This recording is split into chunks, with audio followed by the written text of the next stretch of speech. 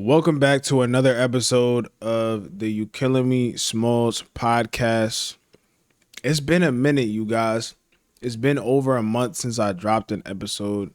Yes, I know. I actually had been recording episodes, but I was going through the process of getting my real estate license, so I didn't have much time to edit them.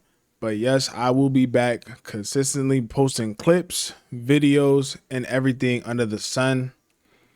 And it's playoff basketball, so we have a lot to talk about. The playoffs, the draft, everything in between. Let's get into it, y'all.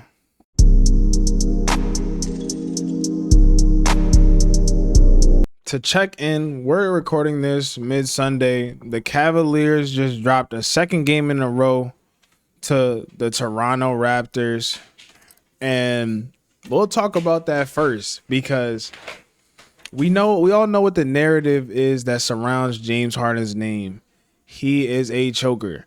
He is a playoff dropper, and any team with him as part of the helm of the forefront will ultimately lose and will never win a championship. I'm here to tell you that even though they dropped 2 games back to back to the Raptors, this narrative is flawed. It's very flawed. The James Harden playoff narrative is crazy flawed, and I'm going to tell you why. Why are we expecting a damn near 40-year-old James Harden to lead a franchise to a championship? Here's the issue. Today, Donovan Mitchell shot 24 times and only accounted for 20 points. He shot a complete tour date. Jared Allen, Evan Mobley combined for 11 points. Now, usually when you have a superstar, you're like, we can't look at the other guys. We have to look at the superstar. But here's the real about James Harden at this point in his career. He's no longer a superstar. And I can't even say that he is good enough of a player at this point in his career to be a number 2 option on a championship team. I just don't think he has the quick burst anymore. He can't lift his play up to the 30 points per game level he once was at in Houston.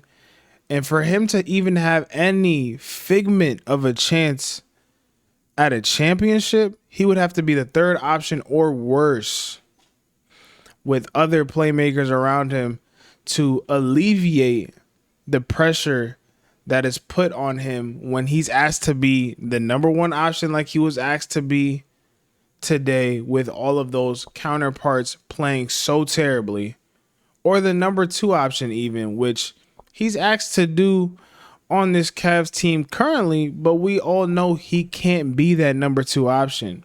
We saw after the hamstring injury that set him back a few years in Brooklyn. When he went to Philly, he couldn't be the number 2 option next to Embiid. When he was with the Clippers and Kawhi Leonard went down and it was just him and Paul George, he couldn't be the number 2 option.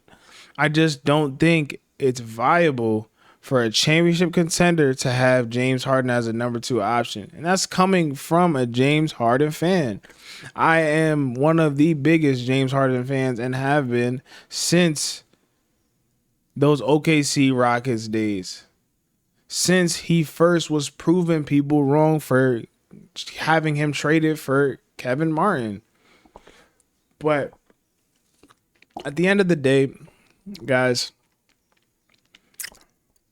this loss to the Raptors, it had a lot to do with Will, who wanted it more. And it kind of just makes us need to switch the narrative. We have to switch the narrative on James Harden at this point in his career. After he lost that burst, after he lost that whistle, after the rule changes and things like that, the combination of those 2 things, he just wasn't the same player. And he's also getting older. We can't expect him to be that number 1 or number 2 guy on a championship team. Number 2 guy, at most, he might get you to the 2nd round. But if you want to be a championship contender, he can't be one of the top 2 guys scoring the basketball. Maybe playmaking, but scoring the basketball, absolutely not. Scotty Barnes looked amazing. He looked great. When Scotty really gets it going, if he has any type of outside shot, man, Scotty will be a force to be reckoned with. He attacks the basket so ferociously. He has a nice touch inside with his spin jumper. And he really held it down for the Raptors. Brandon Ingram has been missing.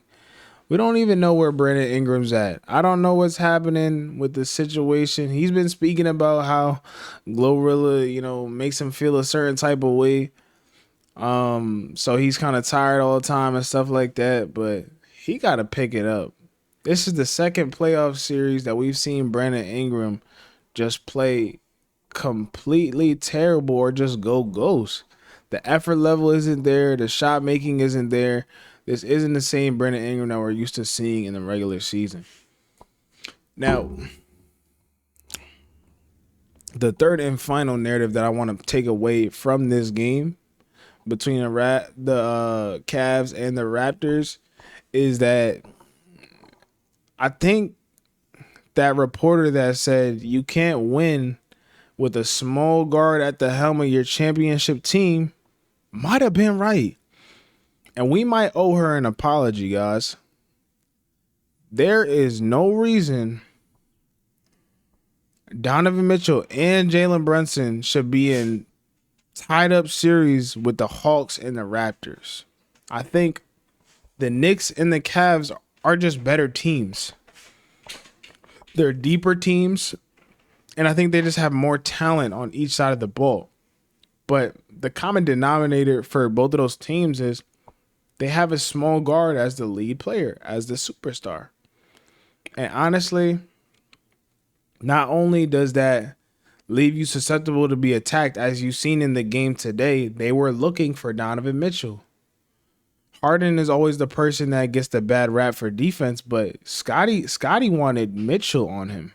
He didn't want Harden on him. He still likes the Harden matchup, but he definitely prefers Mitchell. Smaller, he can get to his post game, and then you have to send a double, and that makes the defense rotate and gives opportunities for the offense. So again, with guys like him, and then you obviously seen that CJ McCollum was able to take advantage of Jalen Brunson for 2 games to tie up the series 2-2.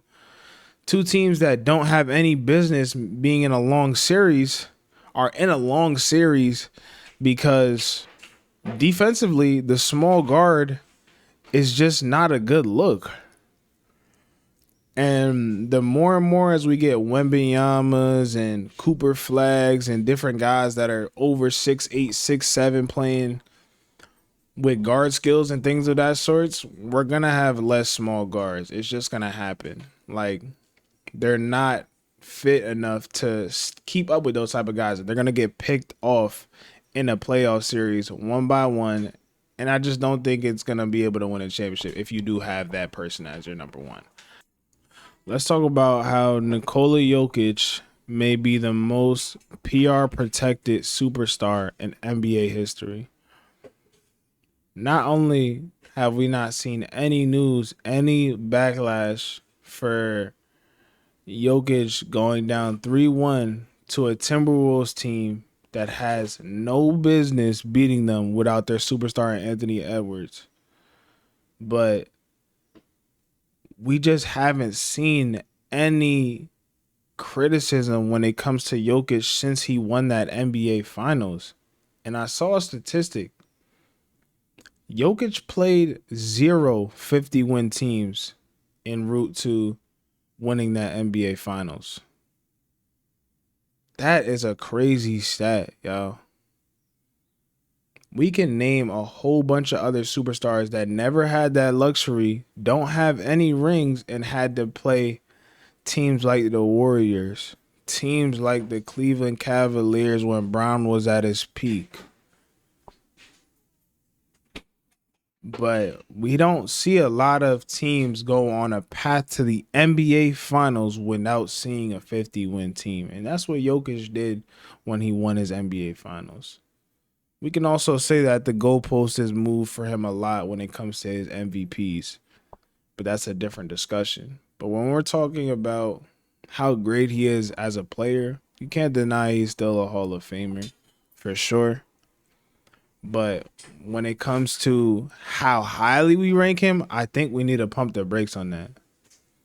Matter of fact, I know we need to pump the brakes on that because not only does the goalpost move with him, but we don't have an equal set of criticism when it comes to the superstars in the NBA. We just don't. And when other players disappear or are defensive liabilities, they get called out for it. But I don't see a lot of that when it comes to Jokic. We need to change that immediately. And if he gets bounced in the first round to an antless Minnesota Timberwolves, I don't want to hear any more talks about how he's the best player in the NBA. Last year, I said SGA was the best player in the NBA after he won the finals. Everybody said that was too quick of a take. It's still Jokic. But honestly, it's proven me right. You can't tell me right now that a Shea-led team will be losing to the Timberwolves, especially a Timberwolves team without Anthony Edwards. I think that conversation is over, and Shea should be the consensus number one player in the NBA in all of your minds. We're going to test out a new segment that I created called Genjutsu versus Ninjutsu. If you're a Naruto fan, you already know what that is, but if you're not a Naruto fan, you already know, or you don't know, that Genjutsu basically is something that's in your mind. So that's kind of like the fake. Ninjutsu is the actual skill set or the actual art of using your chakra, which is in Naruto, to fight things. So that's the real. So this segment is basically just going to be the fake versus the real. The fake is the Genjutsu. The real is the Ninjutsu. And the first topic up in this segment is going to be Howie Roseman overall moves from draft night. So I'm an Eagles fan, so some may think that I'll take the stance on this that I'm going to be biased towards Howie Roseman, but I'll be honest, I didn't necessarily like the moves that he made on draft night. Makai Lemon, I think he has potential to be a decent receiver after the catch. Kind of like a Golden Tate. Kind of like a Golden Tate-esque receiver at a peak. A lot of people are saying Amon-Ra St. Brown. I don't necessarily see it. I would love for him to be that type of receiver. But I wasn't as high on him just on the receiver board. I thought that Jordan Tyson was the best receiver in the class. And I think it was a close race in between Carnell Tate and Makai Lemon for the second best receiver. One, because Carnell Tate's never been a number one. And to me, Makai Lemon, he has some limits. He has great tape. He definitely has amazing tape, and that's the one thing that an optimist can look at when it comes to Makai Lemon is you turn on the highlights and he's just a show. Like, he makes guys miss, he makes contested catches, and he looks like he can be a great addition to the team. But when you go to how he performed on his pro day and things like that, you raise a little bit of questions. So, I hope he's the right guy, but I honestly thought that the Eagles, who the Eagles are and who the Eagles have been built on is offensive line and decent defensive line. We build our teams based on having a stout offensive line and a stout defensive line, and then everybody else is a luxury. We timed everything correctly in the past so that we can have a really great team to go for Super Bowl runs. But with Lane Johnson getting older, with Landon Dickerson getting older, and a lot of the guys on our offensive line starting to deteriorate, we need some new guys. And I think we probably should have picked a little bit higher. But, what do I know? They did end up picking a tackle from Miami. They ended up picking a guard from Georgia. And hopefully those two guys will help out with what we have going on. We didn't pick much defense. Our defense was great last year. So I get why we went on a lot of offense, and I just didn't like the where they kind of valued which position to take to take first. Like the first position we picked was receiver. I thought it should have been offensive lineman. Later on, we could have got a receiver, in my opinion. But all in all, I hope it's a good move. Diego Pavia, hidden gem or rightfully undrafted. Now, when it comes to Diego Pavia, I think he's very talented. But the market for small quarterbacks and the margin of error is pretty thin. It's pretty small. He's a talented quarterback, but I don't think that he is a quarterback that you can put into a franchise to make stuff happen, mostly because of his height. You know, you got to think to be a quarterback in the league, you got to be able to see over your alignment or at least be close to that. We haven't seen a small quarterback be an elite passer of the ball since Drew Brees. Now, what I think teams should start doing is use smaller quarterbacks in gadget packages.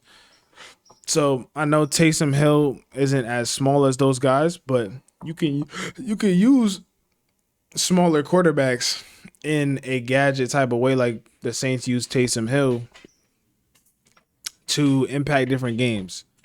The way I look at football, yards are yards, touchdowns are touchdowns. So any way that you can progress your team's success on the offensive end, you should try it. And a lot of these smaller quarterbacks are amazing athletes. They can make people miss in the open field. They can get yards. They can outrun these linebackers to grab yards en route to getting first downs and eventually touchdowns.